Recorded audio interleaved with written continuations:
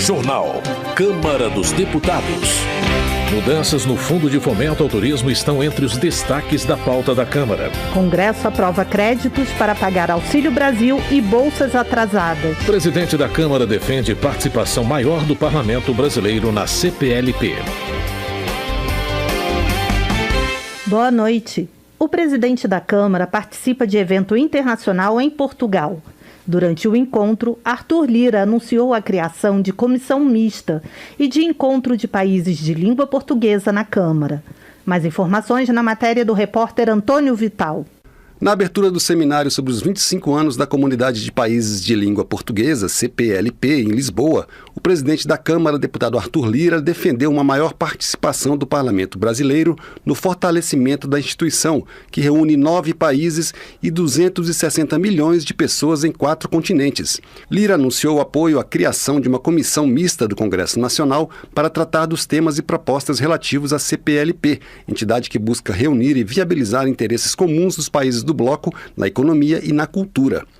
Partiu da organização, por exemplo, iniciativas como o Acordo Ortográfico da Língua Portuguesa e, em julho passado, um acordo de mobilidade para facilitar a concessão de visto, autorizações de residência e a circulação de pessoas dos países do bloco. Esse acordo, como os demais acordos internacionais firmados pelo Brasil, precisa ser aprovado pelas 2 casas do Congresso, a Câmara e o Senado, para entrar em vigor. O presidente da Câmara reforçou a importância do bloco na busca do desenvolvimento econômico dos países integrantes, a partir de interesses e pontos em comum, a começar pela língua portuguesa, e anunciou a realização na Câmara do próximo seminário da CPLP. E quero desde já propor um convite a todos os países membros da CPLP para que o Congresso Nacional Brasileiro possa, desde já, fazer a proposta de sediar para o ano que vem um novo seminário que há de se criar um hábito nestes países de comunidade para que os parlamentos também atuem de maneira efetiva, não só os países. O seminário em Lisboa, que comemorou os 25 anos da criação da comunidade, contou com a participação de representantes do governo e dos parlamentos dos países membros e convidados, como o secretário-geral da ONU, o português Antônio Guterres, este em participação remota. O evento foi promovido pelas Comissões de Relações Exteriores da Câmara e do Senado do Brasil. O presidente da Comissão de Relações Exteriores da Câmara, deputado Aécio Neves, do PSDB de Minas Gerais, defendeu uma maior participação do Brasil em iniciativas voltadas para a diminuição dos desequilíbrios regionais e deu o exemplo da vacina contra a Covid-19. O atual desequilíbrio entre vacinados e não vacinados no mundo é inaceitável. Temos no Brasil, por exemplo, várias instituições capazes de contribuir para o esforço de incrementar a produção mundial de vacinas e medicamentos anti-Covid. Esse é o papel que a sociedade brasileira pode desempenhar desde já e contando com a colaboração do Congresso Nacional. A Comunidade dos Países de Língua Portuguesa foi fundada em 1996 e reúne, além do Brasil e Portugal, Angola, Cabo Verde, Guiné-Bissau, Guiné Equatorial, Moçambique, São Tomé e Príncipe e Timor-Leste. Da Rádio Câmara de Brasília, Antônio Vital. Política. Mauro Benevides Filho, do PDT do Ceará, destaca que o texto da PEC dos precatórios aprovada pela Câmara não deixa claro uma série de medidas que podem prejudicar o povo brasileiro, como as condições de parcelamento das dívidas dos municípios com a União. Mauro Benevides Filho afirma que, apesar do governo federal prorrogar o pagamento do débito previdenciário em 240 meses, as condições oferecidas obrigam os municípios a realizarem uma reforma previdenciária que não trará ganhos reais para a população. Celso Maldaner, do MDB de Santa Catarina, informa que votou contra a PEC dos precatórios. Segundo ele, a proposta, que, entre outros pontos, abre caminho para a criação do Auxílio Brasil, afasta os investidores internacionais e prejudica estados e municípios. Celso Maldaner também alerta que a proposta pode prejudicar a arrecadação de estados e municípios, forçando governadores e prefeitos a gastarem mais do que ganham. Marcel Van Hatten, do Novo do Rio Grande do Sul, lamenta que a Câmara tenha decidido sobre os precatórios sem ouvir os principais interessados, que são os credores da União, pessoas que têm o direito garantido pela Justiça de receber os precatórios. Marcel Van Hatten ainda acusa o governo federal de usar as emendas de relator para comprar o voto dos parlamentares. Na visão do deputado, é inconcebível usar recursos públicos do orçamento sem publicidade e transparência. Frei Anastácio Ribeiro, do PT da Paraíba, critica a PEC dos precatórios. Segundo o deputado, a gestão Bolsonaro visa, com a aprovação da proposta, ficar com 31 bilhões de reais para atender interesses eleitorais. Frei Anastácio Ribeiro também elogia a decisão do Supremo Tribunal Federal, que suspendeu a execução das emendas de relator, chamadas pelo deputado de orçamento secreto. Para ele, a intenção do governo federal era oficializar a compra de apoio do Congresso com dinheiro público. Ivan Valente, do PSOL de São Paulo, também parabeniza a decisão do STF em relação à execução das emendas de relator. Segundo o deputado, princípios da administração pública, como a moralidade e a transparência, estão sendo violados com as emendas. Ivan Valente exige equidade na distribuição dos recursos públicos, aos quais os parlamentares têm acesso. Henrique Fontana, do PT do Rio Grande do Sul, volta a criticar a PEC dos precatórios. Na visão do parlamentar, a criação de um imposto sobre lucros e dividendos das grandes fortunas seria suficiente para financiar o benefício social. Em relação às emendas de relator, Henrique Fontana reitera que destinar recursos públicos sem transparência para beneficiar deputados governistas retira a legitimidade da representação legislativa. Helder Salomão, do PT do Espírito Santo, afirma que, com a aprovação da PEC dos precatórios na Câmara, o governo federal demonstra ao mundo que o Brasil não honra suas dívidas. Helder Salomão ainda elogia a decisão do STF de suspender o pagamento das emendas de relator. Ele acredita que a medida pode desmontar a base que, segundo o deputado, em troca de recursos, tem sustentado os projetos do governo que retiram direitos do cidadão. Vicentinho, do PT de São Paulo, agradece a participação dos colegas parlamentares em seminário realizado na Câmara, que debateu a importância da fraternidade na política. O assunto foi um dos temas tratados na carta encíclica Fratelli Tutti, publicada pelo Papa Francisco em outubro de 2020. Vicentinho explica que a encíclica trata, entre outros temas, de valores que devem orientar a política com o objetivo de combater as injustiças e promover a dignidade humana. Nilton Tato, do PT de São Paulo, afirma que 2 versões do Brasil participaram da Conferência Mundial sobre as Mudanças Climáticas. Uma delas representa o país privatizado pelas grandes corporações do agronegócio e que tenta distorcer os dados sobre o desmatamento, as queimadas e a invasão de terras públicas, quilombolas e indígenas. Nilton Tato destaca que o Brasil também foi representado pela juventude negra da periferia, pelos cientistas e pela sociedade civil, responsáveis pela proteção da biodiversidade e das florestas. Célio Moura, do PT do Tocantins, lembra os 2 anos da libertação do ex-presidente Lula. Ele destaca o carinho que o líder petista recebeu da militância durante os mais de 500 dias em que ficou preso, em Curitiba. Para Célio Moura, a prisão de Lula foi injusta e arquitetada com o objetivo de tirar o líder petista da disputa eleitoral de 2018. Abrindo caminho para a vitória de Jair Bolsonaro. José Ricardo, do PT do Amazonas, se solidariza com os pesquisadores Marcos Vinícius Guimarães de Lacerda e Adele Schwartz Benzaken por terem sido retirados da lista de homenageados pela Ordem Nacional do Mérito Científico. O deputado acusa o governo federal de punir os cientistas por suas posições no enfrentamento da pandemia. José Ricardo também acusa o governo do Amazonas de descumprir a lei que trata do pagamento do salário dos servidores da saúde, que define a atualização salarial em 25%. Segundo o deputado, a administração estadual quer pagar apenas 8,9%, mesmo com o aumento da arrecadação local.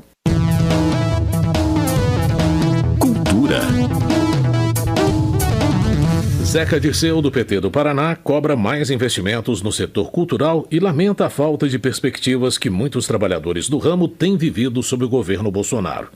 Para o deputado, é preciso que os recursos cheguem aos pequenos municípios e às periferias para que sejam realizadas atividades culturais diversas e democráticas. Zeca Dirceu destaca ainda a importância da cultura na geração de emprego e renda. Otônio de Paula, do PSC do Rio de Janeiro, critica a decisão do Supremo Tribunal Federal que considerou inconstitucionais leis de Mato Grosso do Sul que obrigam a manutenção de exemplares da Bíblia nas escolas da rede estadual de ensino e nas bibliotecas públicas. Para Otônio de Paula, negar a obrigatoriedade de se manter uma Bíblia em bibliotecas públicas e escolares é desconsiderar o caráter histórico e as bases morais e culturais do livro. Economia. Ayrton Faleiro, do PT do Pará, lamenta o fim do Bolsa Família após 18 anos de existência. Segundo ele, o Auxílio Brasil, anunciado como substituto do Bolsa Família, não pode ser considerado um programa de Estado, uma vez que está previsto para acabar em dezembro de 2022. Na visão de Ayrton Faleiro, a única intenção do governo federal é se beneficiar eleitoralmente com a proposta. O Congresso Nacional aprovou 10 projetos de lei que abrem créditos para fazer ajustes de 18 bilhões e meio de reais no orçamento deste ano. Os detalhes sobre a votação estão na matéria de Francisco Brandão. Entre os destaques estão 9,4 bilhões que serão transferidos das despesas do Bolsa Família para o novo programa social Auxílio Brasil. Com isso, 17 milhões de famílias poderão receber a renda mínima de R$ 400 a partir da semana que vem. O deputado Danilo Forte, do PSDB do Ceará, destacou a importância do programa para o combate à pobreza e à fome. E eu queria aqui agradecer muito a senadora Rosa de Freitas, que me deu a incumbência de, na Comissão Mista de Orçamento, relatar uma matéria tão importante, tão necessária e tão oportuna no momento de dor e de sofrimento. Relatar os recursos para o Auxílio Brasil, para tirar da miséria, da aflição, 17 milhões de brasileiros que hoje não tem a quem socorrer, que não tem a quem buscar um prato de comida, uma alimentação para si, para os seus filhos, para as suas famílias. Segundo o texto aprovado hoje pelo Congresso, o Auxílio Brasil deve gastar quase 76 bilhões de reais até 2023. No entanto, dependendo do alcance e do valor do benefício, as despesas podem chegar a 53 bilhões somente no ano que vem. Os deputados e senadores também aprovaram créditos de 357 milhões para a educação. Parte desses recursos serão utilizados para pagar bolsas atrasadas. A deputada professora Rosa Neide, do PT do Mato Grosso, comemorou a aprovação. E a concessão de bolsas de apoio à educação básica com estímulo à docência é de fundamental importância. Temos estudantes de todas as universidades estaduais, federais, institutos federais, com bolsas do PIBID ou com bolsas de residência docente. Pessoas que estão nas escolas básicas fazendo um trabalho preparatório para se tornarem professoras e professores. E tem bolsas de valores muito pequenos, mas que neste momento são fundamentais para a sobrevivência destas pessoas, para a continuidade dos cursos e para a preparação daqueles e daquelas que assumirão as crianças, os adolescentes do Brasil em nossas escolas básicas. Para aprovar os créditos ao orçamento, o governo fechou um acordo com a oposição para analisar vetos presidenciais na semana que vem. O deputado Cláudio Cajado, do PP da Bahia, disse que os líderes do governo e da oposição vão se reunir na terça-feira para decidir quais vetos estarão na pauta. Semana que vem nós teremos um feriado na segunda-feira, mas será uma semana extremamente proveitosa nos dias seguintes para podermos não apenas chamarmos uma sessão congressual para os novos PLNs que estão chegando, como também para debater outras questões, dentre elas os vetos. Os deputados e senadores ainda vão discutir alternativas para o pagamento de despesas que vieram de emendas do relator geral do orçamento, classificadas como RP9. Decisão do Supremo Tribunal Federal suspendeu a execução desses recursos por analisar que o Congresso precisa melhorar a transparência sobre como eles são distribuídos. Somente neste ano foram empenhados quase 9 bilhões de reais em emendas de relator, sendo que a metade foi para a saúde. Da Rádio Câmara de Brasília, Francisco Brandão. Desenvolvimento Regional. Charles Fernandes, do PSD, relata encontro com moradores e lideranças de comunidades rurais do município de Candiba, bem como a participação em cerimônia de entrega de equipamentos agrícolas em Pindaí. Charles Fernandes também visitou o município de Rio do Antônio. O deputado reforça seu compromisso com a população baiana e afirma que, graças a recursos de emendas parlamentares, tem sido possível fortalecer a agricultura familiar da região. Padre João, do PT de Minas Gerais, explica que a Fundação Renova foi criada para gerir os programas de reparação e reconstrução das regiões impactadas pelo rompimento da barragem de Fundão, em Mariana. Mas o deputado acusa a entidade de não cumprir sua função e atuar a serviço da mineradora Samarco, em detrimento das pessoas que precisam de amparo social e financeiro. Padre João acredita que a Fundação Renova ainda conta com a cumplicidade de setores do Poder Judiciário, uma vez que a população atingida pela tragédia não consegue receber indenizações legítimas da Samarco. Lídice da Mata, do PSB da Bahia, registra o Dia Municipal em memória dos Mártires dos Búzios, celebrado em Salvador. A deputada explica que a data lembra a morte, em 1798, dos heróis da Revolução protagonizada por negros escravizados ou libertos, com foco na abolição, liberdade e justiça social. Lídice da Mata também pede que o governo da Bahia financie a restauração da Igreja de Bom Jesus, construída por Antônio Conselheiro, no século XIX, em Crisópolis. Votação. Mudanças no Fundo de Fomento ao Turismo estão entre os destaques da pauta da Câmara após o feriado de segunda-feira. O repórter Cid Queiroz tem mais informações sobre as votações na próxima semana. Os deputados podem votar após o feriado de 15 de novembro o projeto que reformula as diretrizes de operação do Fundo Geral de Turismo, Fungetur, a fim de fomentar o setor turístico nacional. Membros da Comissão de Turismo lembram que, em razão da Covid-19, no ano passado foram destinados 5 bilhões de reais ao Fungetur para enfrentamento dos impactos decorrentes da pandemia. No entanto, apenas uma pequena parte desses recursos emergenciais efetivamente chegou às empresas do setor. Com urgência aprovada, o projeto que cria o Programa Nacional dos Combustíveis Avançados Renováveis também está na lista dos que podem ser votados pelos deputados, mas a proposta ainda enfrenta algumas resistências. É o que explica o deputado Arnaldo Jardim, do Cidadania de São Paulo. Aqui se fala de um modelo específico que é do biorecondicionado, que é o diesel recondicionado. Tá certo? Que tem toda uma discussão. A origem bio nisso é, inclusive, algo muito questionado do ponto de vista das próprias nomenclaturas. Então, nós estamos encaminhando, sim, a urgência, mas não temos anuência com relação a conduzir a votação sem estar no contexto de discutir a questão do biodiesel e dos demais biocombustíveis. Podem entrar na pauta ainda duas medidas provisórias. A MP 1058 recria o Ministério do Trabalho, que desde 2019 funcionava como uma secretaria do Ministério da Economia.